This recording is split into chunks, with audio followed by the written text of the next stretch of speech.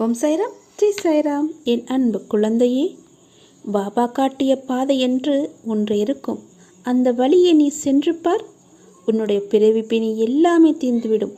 உன்னுடைய பிறவி பிணி தீர்க்கும் உதியை பற்றி நீ தெரிந்து கொள். பாபாவின் உதி என்பது அற்புதமா மருந்து. சாய்பாபா வாழ்ந்த காலத்தில் தன்னை தரிசிக்க வரும் பக்தர்களுக்கு முதலில் சாய்பாபா வழங்குவது உதி அல்ல, அவருடைய ஆசீர்வாதம். பக்தர்கள் வீடு திரும்பும்போது மட்டுமே அனுமதி கிடைக்கும். அனுமதி கேட்கும்போது மட்டுமே உதி கொண்டு வா என்ற குரலும் கொடுப்பார். சீரடிக்கு செல்லும் பக்தர்கள் 2 விஷயங்களை தவறாமல் பெற்று வர வேண்டும். ஒன்று, சாய்பாபாவின் கருணை பார்வை கலந்த ஆசீர்வாதம். அடுத்தது பாபா தரும் உதி. சீரடிக்கு சாய்பாபாவின் அனுமதி இல்லாமல் எந்த ஒரு பக்தனும் போக முடியாது. அவர் அனுமதி இல்லாமல் திரும்பி வரவும் முடியாது. இது சீரடி தலத்தில் அவர் என்றைய தினம் அருள் பாலிக்கத் தொடங்கினாரோ அன்று முதல் இன்று வரை அற்புதமாக திகழ்ந்து கொண்டிருக்கிறது.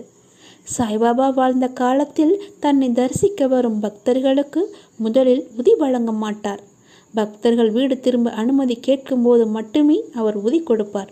உதியை கொடுக்கும்போது பக்தர்களின் தலை மீது கை வைத்து அதே சமயம் அவர்களது நெற்றியில் தனது கட்டை விரலால் உதியை எடுத்து பாபாவை பூசிவிடுவார். அப்போது அவருடைய ஆசீர்வாதம் முழுவதுமாகவே அவருக்கு வழங்குவார். அப்படி அவர் கையால் உதி பெற்றவர்களுக்கு வாழ்வில் மேன்மைகள் ஏற்பட்டது. இத்தகைய நிகழ்வுகளிலிருந்து தான் எதை செய்வதாக இருந்தாலும் பாபாவிடம் அனுமதி கேட்க வேண்டும் என்ற பழக்கமும் தோன்றியது. பாபாவின் அனுமதியை பெற்றுவிட்டால் மட்டும் போதாது, அந்த செயல் சிறப்படைய வேண்டுமானால் அவரால் உருவாக்கப்பட்ட உதி பிரசாதம் கண்டிப்பாக வேண்டும். இந்த 2ம் இல்லாமல் சாய் பக்தர்கள் வீட்டில் எதுவுமே நடக்காது. சீரடி சாய்பாபா சீரடியில் உள்ள துவாரகமாயி மசூதியில் குடியேறிய பிறகு ஒரு நாள் தரையை தட்டி நெருப்பை வரவழைத்தார்.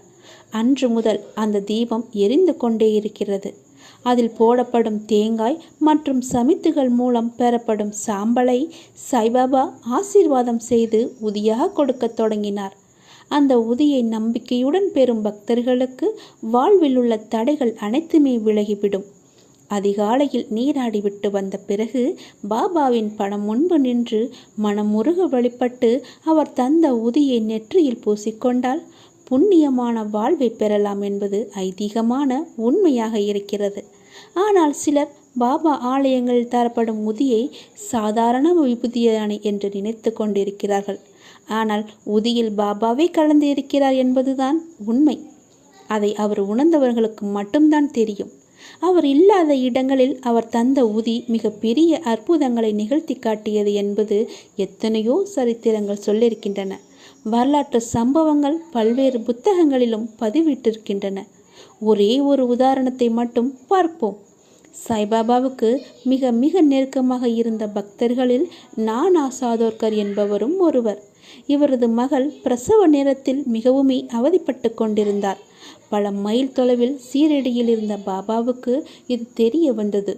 உடனடியாக அவர் சில அற்புதங்களை நிகழ்த்தி தன் கைப்பட கொடுத்த உதியை பாபா அவரிடம் கொடுக்கச் சொன்னதாக அவர் சேர்த்து விட்டார். அந்த உதியை தண்ணீரில் கலந்து குடித்த அடுத்த நிமிடமே நானா மகளுக்கு சுகப்பிரசவம் ஏற்பட்டது. இதை கண்ட அனைவருமே வியப்படைந்தனர். இதுபோன்றுதான் சாமா என்று பாபாவுக்கு மிக நெருக்கமான மற்றொரு பக்தரும் இருந்தார். அவர் தனது வீட்டில் பாபா படம் அருகே பாபா தந்த உதியை மிக பெரிய பொட்டலமாக வைத்து வழிபட்டு வந்தார். ஒரு நாள் அவர் தனது வீட்டை வெள்ளையடித்து சுத்தம் செய்யும் போது பணியாட்களிடம் சொல்லிவிட்டு மும்பைக்கு சென்று விட்டார். அவர் வீட்டை சுத்தம் செய்த பணியாளர்கள் பாபா படம் முன்பு இருந்த உதி பொட்டலத்தை ஏதோ தேவையற்ற பொருள் என்று நினைத்து கொண்டு அகற்றிவிட்டனர். அதை குப்பையுடன் குப்பையாக சேர்த்து தெருமுனையில் இருந்த குப்பை தொட்டியிலும் போட்டுவிட்டனர். அன்று இரவு மும்பையில் தூங்கிக் கொண்டிருந்த சாமாவின் கனவில் பாபா தோன்றி இதை பற்றி கூறினார். நான் உனக்கு ஆசீர்வாதம் செய்த அந்த உதி அது எங்கே என்று கேட்டார். அந்த உதியை உன் வீட்டில் உள்ளவர்கள் இன்று எடுத்து குப்பை தொட்டியில் போட்டு விட்டனர்.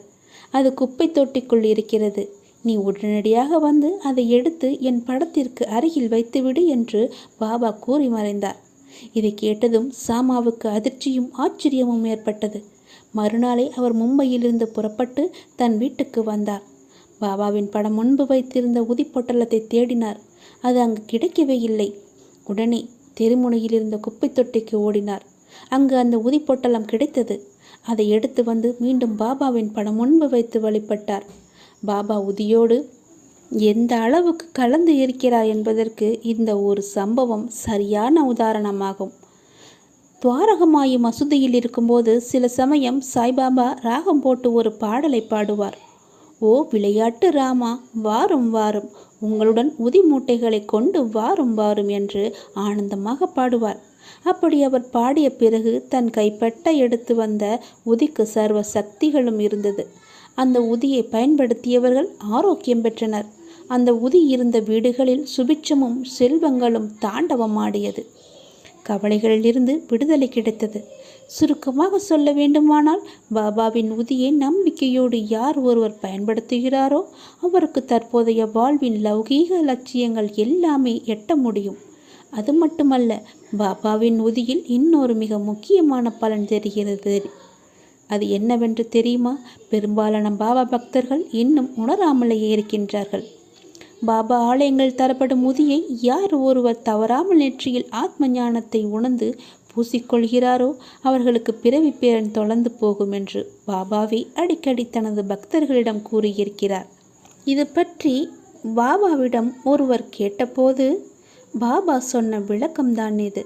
என்னிடமிருந்து பெறப்படும் உதியை பக்தர்கள் தங்கள் நிலையை உணர்ந்து பூசிக்கொண்டால் பற்றற்ற நிலையை எட்ட முடியும். இது ஸ்வேவேகத்தால் மட்டுமே முடியும் என்று பதிலளித்தார். உதியின் மிக உயர்ந்த தத்துவமாக இது கருதப்பட்டு கொண்டிருக்கிறது. பொதுவாக விபூதியை பூசுவதற்கு ஒரு தத்துவத்தை சொல்கிறார்கள்.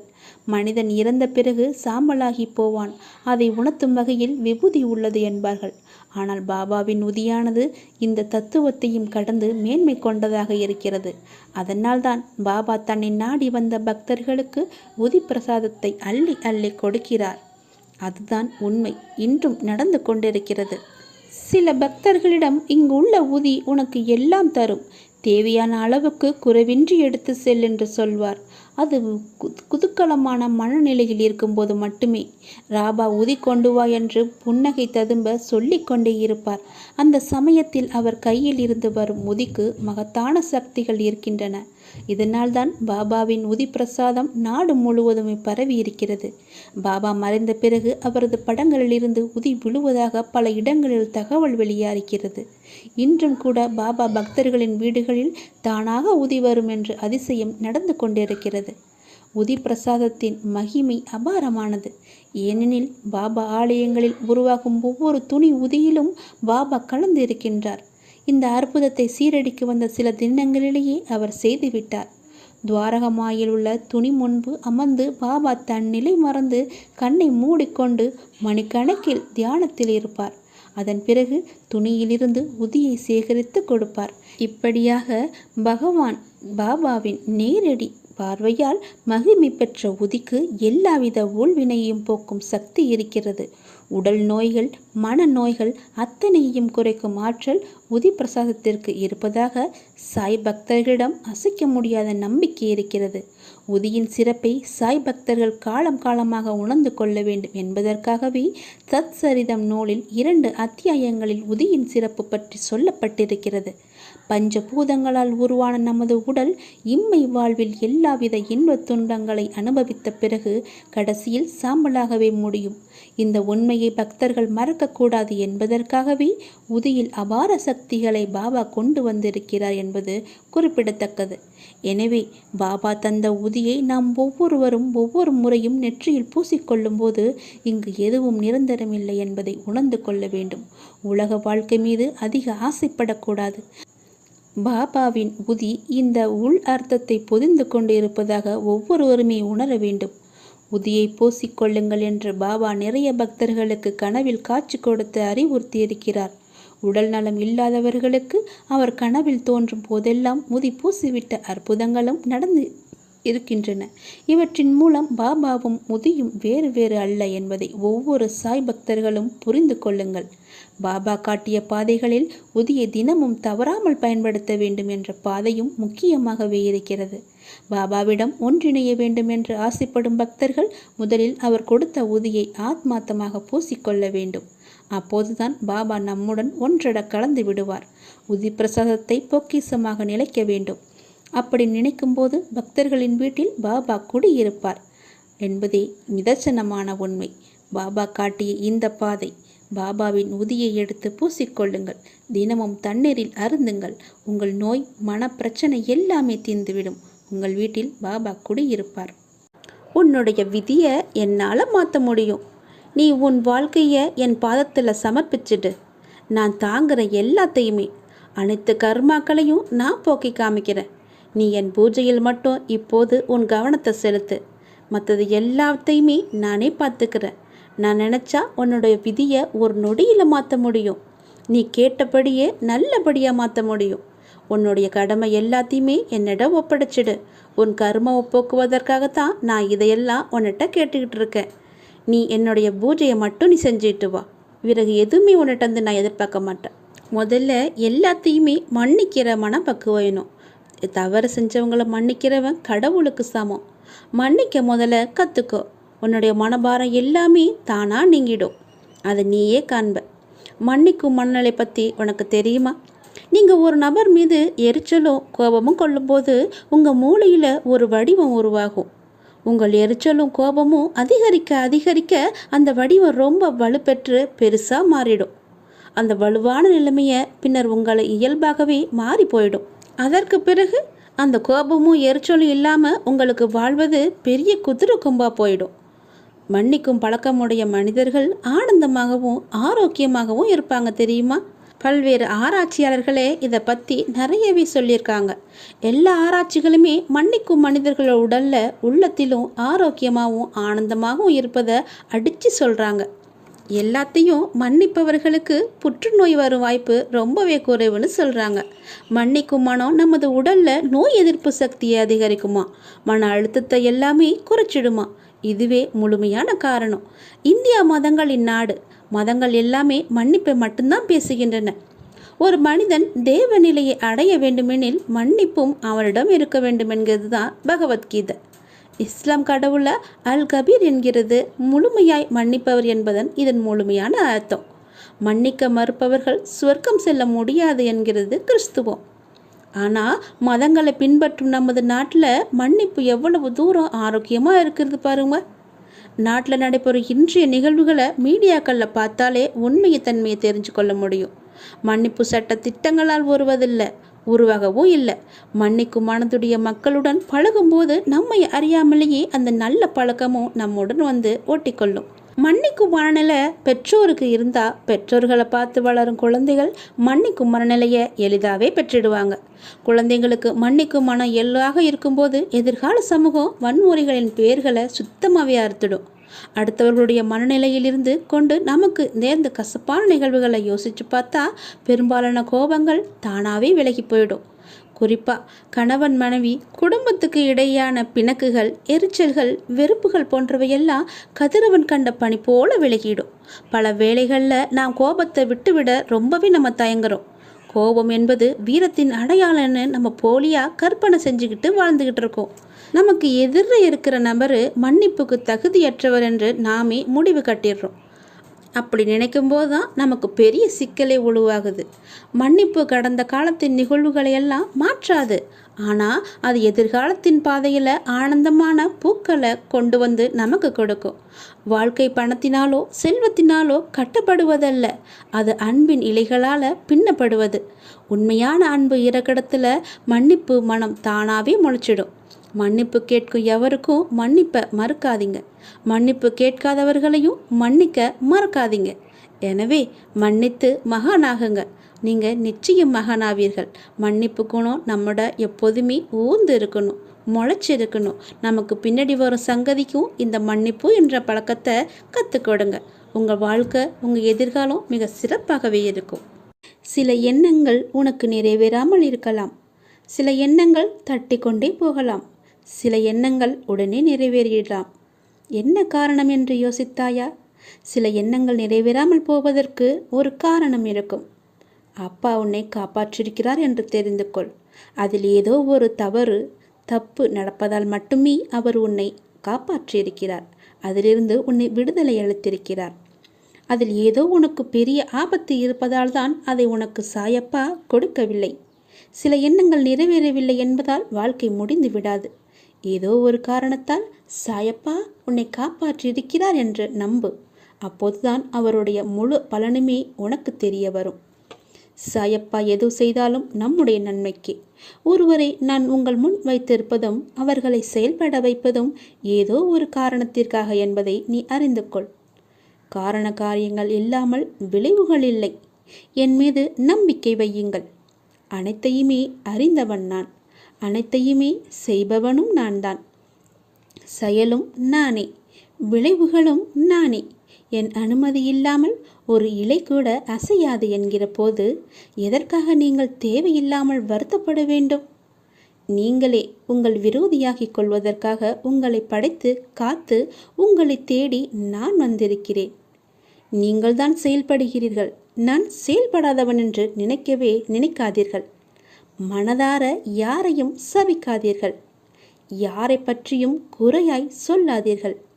அப்போது நான் கொடுக்கும் ஆசீர்வாதங்களை உங்களால் முழுமையாக அனுபவிக்க முடியும். நீங்கள் அன்றைக்கும் அழுவீர்கள். பாபா உன்னை காண முடியவில்லையே என்றல்ல. பாபா நான் கேட்டதையெல்லாம் உடனுக்குடனேயே எனக்கு தந்துவிட்டார் என்ற மகிழ்ச்சியில். உங்கள் மனதில் நேர்மறை இருந்தால் உங்களிடம் நான் நேராகவே வருவேன். யார் மூலியம் என்று கிடையாது. உங்களுக்கு முன்னாலே நான் வந்து நிற்பேன். என் காலடி சுவடுகளை நீ கேட்க முடியும். நான் உன்னுடன் தான் நடந்து கொண்டிருக்கிறேன். நீ வேதனையில் கதறி அழும்போது என் மனதின் வலி உனக்கு கேட்கவில்லையா? கேட்க என் காதுகள் இருக்கும். நான் உன்னை கண்ணின் இமை போல பாதுகாப்பேன். என் கண்கள் எப்போதுமே உன்னை பாதுகாத்து கொண்டுதான் இருக்கும். நீ எங்கு போனாலும் எனக்கு தெரியும். எதை செய்தாலும் எனக்கு தெரியும். நீ என்ன பேசினாலும் எனக்கு தெரியும். நீ செய்யும் ஒவ்வொரு செயலுமே எனக்கு தெரியும். கழுத்து வரை தத்தளித்து கொண்டிருக்கிறாய் என்பதும் எனக்கு தெரியும். நீ ஏக்கத்துடன் காத்து கொண்டிருக்கிறாய் அல்லவா? உன் வாழ்க்கையில் நினைத்து பார்க்க முடியாத அளவிற்கு உன் வாழ்க்கை நன்றாக மாறப்போகிறது. எல்லா சுபகாரியங்களும் உனக்கு இனிமேல் நடைபெறும். அப்பா நான் உன்னை பார்த்து கொண்டிருக்கும் போது எல்லாமே தானாக வரும். சாயப்பாவின் உதி என்பது அற்புத மகிமை வாய்ந்தது. உதிக்கு நிகர் உதிதான். அவற்றை அடித்துக்கொள்ள வேறு ஒன்றுமே இல்லை. உதியை எடுத்து பூசிக்கொண்டாலே போதும். நம்முடைய கர்ம வினைகள் எல்லாம் நீங்கும். நம்முடைய நோய்கள் எல்லாம் ஓடோடிவிடும். எப்பேற்பட்ட பிரச்சனையும் உடனடியாக தீர்ந்துவிடும். அப்பாவின் மகிமையால் உதி நமக்கு கிடைத்த மகா பிரசாதம். கும்பகோணத்திலுள்ள ஒரு குழுக்களின் பெண் அகல் பிறவி ஊமை. அவரின் பக்கத்து வீட்டுக்கார உறவுக்காரர் ஒருவருக்கான ரமேஷ் என்பவர் பம்பாயிலிருந்து அங்கு வந்திருந்தார். அவர் மணி ஐயரோடு பழகியதில் அவரது மகளின் துயரம் அவருக்கு தெரிய வந்தது. மணி ஐயரிடம், ஐயா, என் தமையன் மகள் மீது கார் மோதிவிட்டது. 15 நாட்கள் தொடர்ந்து ஆஸ்பத்திரியிலேயே இருந்து சிகிச்சை பெற்றதில் அவளுடைய காயங்கள் ஆறிவிட்டன. ஆனால் அவளால் பேச முடியவில்லை. பேச்சு வராமல் போனது. மருத்துவம் தோற்று போனது. வீட்டில் அனைவரும் அவள் நிலைமையை பற்றி வருத்தத்தில் இருந்தபோது யாரும் எதிர்பாராத விதமாக சீரடியிலிருந்து நேரடியாக எங்கள் வீட்டிற்கு வந்த ஒரு தந்தையின் வயதான நண்பர் அவர் கையில் இருந்த உதியை அவளின் கழுத்திலும் நெற்றியிலும் பூசிவிட்டு அவளுடைய வாயை திறக்கச் சொல்லி நாக்கிலும் போட்டுவிட்டார். அடுத்த ஒரு சில நொடிகளிலேயே அவளுக்கு பேச்சும் வந்துவிட்டது. அனைவரும் ஆச்சரியத்துடன் புல்லரித்து போய் ஆத்மார்த்தமாக அப்பாவுக்கு நன்றி கூறினோம் என்றார். எனவே நீங்களும் அப்பாவை வீட்டில் வைத்து வியாழக்கிழமை தோறும் பஜனை பாடுங்கள். முடிந்தபோது கட்டாயம் உங்கள் மகளை சீரடிக்க அழைத்துச் செல்லுங்கள். அங்கு அவளை பாபாவின் சமாதிக்கு முன் பூஜை செய்ய வையுங்கள். கல்லறையில் இருந்தாலும் கருணை புரிபவர்தான் நம்முடைய சாயப்பா என்றார். ரமேஷின் வார்த்தைகளை பாபாவின் அசிரியாக நிச்சயித்து கொண்ட மணி ஐயர் வியாழந்தோறும் தனது வீட்டில் பாபாவிற்காக தனி பஜனை செய்ய தொடங்கினார். அடுத்த மாதமே மகளை அழைத்து கொண்டு குடும்பத்துடன் சீரடிக்கு சென்று பாபாவின் சமாதிக்கு முன் பூஜை செய்ய வைத்தார். பூஜை முடிந்ததும் மணி ஐயரின் மகள் கேட்ட முதல் வார்த்தை சாய்பாபா. சாய்பாபா வாழ்ந்த இடமான துவாரகமாய்க்கு போக வேண்டாமா என்று. ஊமையாயிருந்த அவள் பேசியதை கேட்டதும் அனைவரும் பேச்சற்று நின்றனர். இறை நம்பிக்கை இருந்தால் போதுமே, எல்லாமே நமக்கு சாத்தியமாகும். அனைத்து இடர்களிலிருந்தும் நம்மால் விடுபட முடியும். இது உண்மையாக நடந்த கதை. உங்களுக்கு எவ்வளவு மன குழப்பங்கள் இருந்தாலும், மன பிரச்சனைகள் இருந்தாலும், கடன் பிரச்சனைகள் இருந்தாலும், நோய் நொடிகள் இருந்தாலும், எல்லாவற்றையும் தீர்க்கும் ஒரே அருமருந்து நம் சாயப்பாவின் உதி என்பதை நீங்கள் மறந்து விடாதீர்கள். சிறிது கொஞ்சம் உதியை எடுத்து தண்ணீரில் கலந்து குடித்து கொள்ளலாம். சிறிது நெற்றியிலும் வாயிலும் இட்டு கொள்ளலாம். உபூதியை இல்லாவிட்டாலும் பரவாயில்லை. சாதாரண விபூதியை சாயப்பாவின் பெயரை சொல்லி, இது உங்களுடைய உதியப்பா, இது நான் என் வாயில் இட்டுக் கொள்கிறேன், என்னுடைய பிரச்சனைகளை நீங்கள் தீர்த்து வையுங்கள் என்று நெற்றியிலும் வாயிலும் போட்டுக்கொள்ளுங்கள். அடுத்த நொடியே எல்லாம் சரியாகிவிடும். பாபா மீது முழுமையான நம்பிக்கை உள்ளவர்கள் இது தினசரி செய்து கொண்டு தான் இருக்கிறார்கள். பாபாவின் உண்மையான பக்தர்களுக்கு தான் தெரியும் பாபாவின் உதியின் மகிமை எவ்வளவு, மருத்துவம் எவ்வளவு என்று.